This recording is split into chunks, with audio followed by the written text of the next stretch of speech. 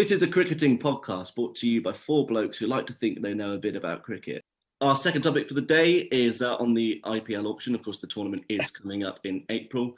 Each team's had a budget of about £9.3 million, 85 crores. Lots of superstars were up for auction. A lot of them were surprises and who was picked up and for what amount of money. And I'd like to highlight, first of all, Chris Morris, who was picked up by the Rajasthan Royals, Rajasthan Royals, for a record 16.25 crore. Can you see his credentials for going for that amount of money, Roy? I was blown away by it. I mean, I feel I was as shocked as probably Chris Morris himself. Yeah. I reckon he saw his name on it and he probably thought, someone's going to come in for me. I would just like to question the fact that Chris Morris is the most expensive player in IPL history. That doesn't make sense. I can't compute. Think about some of the players down the years. Chris Gales, your Rashid Khan, the Kieran Pollards, the players that have played for Kolkata, all of the amazing players, Shakib Al-Hassan, I mean, the list is Williamson, Warner, the list is endless. Do not tell me that Chris Morris is worth £1.6 million for 8 weeks of work.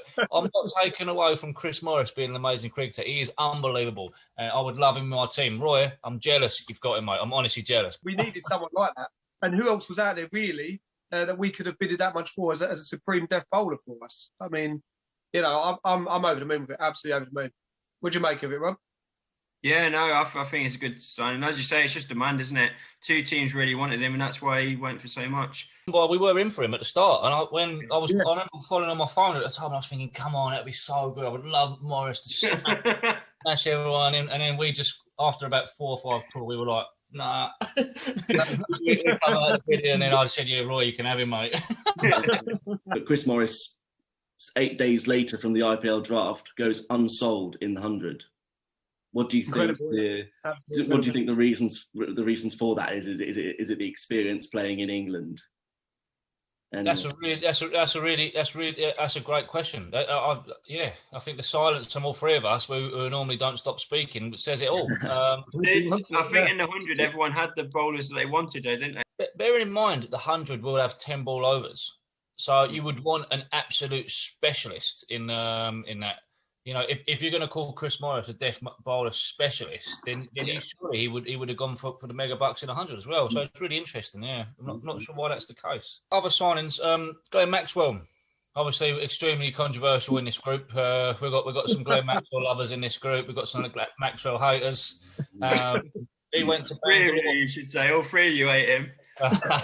He went to Bangalore for 1.4 million, so actually only a little bit less than Chris Morris. So, what do you think about that, Rob? I mean, you're a Maxwell lover. Yeah, again, the teams had their batsmen they wanted, so that's why he didn't go for much. If teams really needed a batsman, lower order batsman, I should say, then he would have gone for more. We also had Jai Richardson from the Australian national team, and he went for the same figure as Glenn Maxwell. That was a bit of a surprise to me. Ed, your thoughts on that? Obviously, you followed the Big Bash. I followed him in the Big Bash. I think he was terrific. Young, he's had a terrific couple of weeks, having been picked up in the IPL and the 100 by top teams. Coaching will be important because, of course, it's different pitches in Australia. He could end up this edition going for quite a few runs, but he will learn off that. The other bowler I'd like to mention is Carl Jameson. But he's just recently, on Thursday, gone for 56 runs in his 4 overs in the T20 International against Australia. So that'll be alarm bells, of course, for Virat Kohli and co, because that's not what you expect to spend that amount of money on. Do you think either of those two, Richardson or Jameson, can adapt to those pitches? I just think it's the beauty of the IPL. It's the beauty of the IPL in general, just to see who handles it under the pressures when you're there, because we all know what a massive tournament it is. Let's make no bones about it. This is the biggest T20 tournament in the world. Forget the average Big Bash. Forget over here the blast. 100 and vitality. Yeah, forget all that 10 balls and over and all this rubbish. Let's just focus on what is the best tournament in the world, and that is the IPL, and it's coming round the corner. It's all about confidence, and Richardson's going to take a lot of confidence into this tournament. If he starts well, I don't think you're going to stop him. Jameson was picked up for his express pace. That was literally it. There's no other reason. Archer was already taken by Royals. We had obviously the Indian bowlers with this limited express pace Indian bowlers, so they were looking overseas. And I think that there's a lack of express pace, because who's really heard of Jameson, really? If you look at the players that didn't get sold, they're all top order batsmen. Carey, Roy, Hales, these top players. These are, everyone obviously thought, well, we've got our openers, we don't need them. Can I just talk about another one of our players that we signed, Liam Livingston? I mean, I think he's a top talent, absolutely top talent. I'm so glad that someone like the Royals. And it's interesting to see that obviously with Sangakkara spending so much time in the UK, I've actually watched quite a few games where Sangakkara's been on commentary and Livingston's been playing over here. And he's always commented on what a terrific talent he is. So to see him snap them up in the auctions, terrific. It'll be good in later episodes or mid-tournament or after the tournament to really assess these players that have gone for the big money and see if they really were worth all that. Chennai were in for Maxwell up until the last moment. I've been happy. I would have been happy with Royal Hales as well, or even Carey. They ended up getting Moeen Ali, who's obviously a top all-rounder. He's going to do well in India, spinner. Yeah, I think he is good. Don't get me wrong. I think he's going to do a great job, but I am surprised. We move on to the unsold players. Ross, I think you have a little bit of insight into the unsold players. We've got 10 players in the RPL this year. That's an absolute record for us. For England, sorry. I'll just read the names. We've got Moeen Ali, Dawid Malan, Tom Curran, Sam Billings, Livingston, Bairstow, Morgan, Archer, Stokes and Butler. So, while there was a lot of unsold English talent, there was even more. So doesn't that just give us strength for our T20 game coming up at the end in the World Cup at the end of the year? This is unbelievable for our for England. We've never been in a position of strength like this in all of my years following cricket. Finch, vast experience. The journeyman.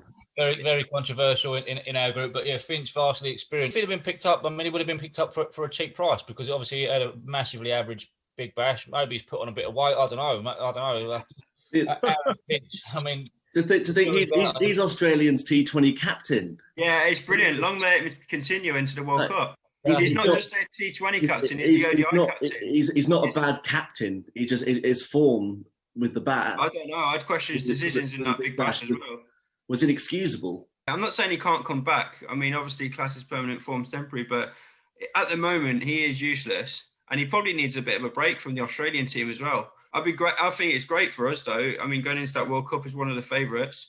India, obviously, the favourites, and Australia, the other challengers. If they can keep someone like that in their opening order that's going to go cheaply every week, brilliant. Ross, what's your thoughts on your other Mumbai Indian signings from the draft? Indians twice in a row now. Was it just a case of bringing up those squad fillers to consolidate what they have? Mumbai probably got one of the most settled squads in all of the IPL. Probably Mumbai and Hyderabad, I'll go with that. And that reflects in the fact that we did have a small purse compared to the Royals and the Punjab, who let go, dozens of players. We did a massive bit of business in Nathan Coulter. It should be criminal what they did with it. They released him. Yeah. they released him at 8 crore and brought him back at 5. Imagine going to work 1 year and you're on a 30 grand salary, and then you come back next year and your boss says, "Oh yeah, we're only going to pay you 25 this year." It's absolutely great.